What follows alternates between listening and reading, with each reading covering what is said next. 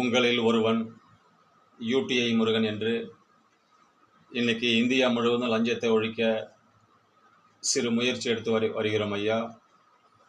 நமது சேனலை நீங்கள் தாராளமாக பார்க்கலாம்.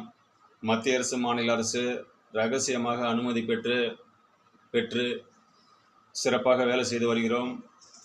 நமது சேனலை நீங்கள் போய் பாருங்கள்.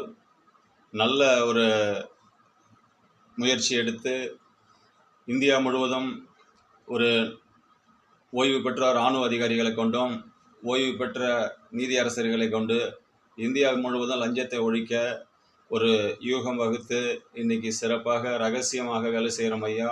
சீக்ரெட் ஆப்ரேஷன் என்று வெப்சைட்டு சிஐடியாக நம்ம வேலை செய்கிறோம். மத்திய அரசு மாநில அரசு கூர்ந்து கவனிக்கிறார்கள். உளவுத்துறை அனுப்பி நம்மளை உடனுக்குடன் தகவலை சேகரித்துக் கொள்கிறார்கள் ஐயா. தமிழக அரசுக்கும் மத்திய அரசுக்கும் ஒரு நன்றியை தெரிவித்துக் கொள்கிறோம்.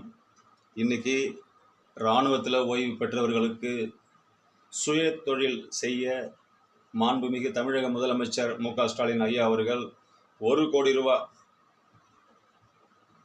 கடன் உதவி அளித்து சுய தொழில் துவங்க ஒரு நல்ல ஒரு ஊக்கத்தை அளித்து நிதியுதவி வழங்கி கொண்டிருக்கிறார். அதற்கு நன்றியை தெரிவித்துக் கொள்கிறோம் ஐயா.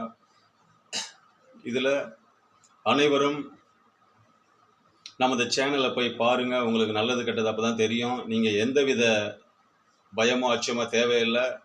லைக் பண்ணுங்கள், ஷேர் பண்ணுங்கள், சப்ஸ்கிரைப் பண்ணுங்கள்.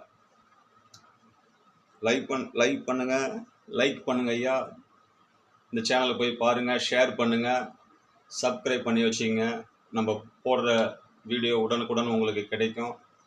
இன்னைக்கு லஞ்சத்தை ஒழிக்க செம்மையாக நாங்கள் வேலை செஞ்சு வெற்றி பெற்று வருகிறோம். இந்தியா முழுவதும் லஞ்சம் இல்லாத இந்தியாவை இன்னும் 5 ஆண்டு காலத்தில் உருவாக்கும் என்பதை அன்போடு தெரிவித்துக் கொள்கிறோம் ஐயா.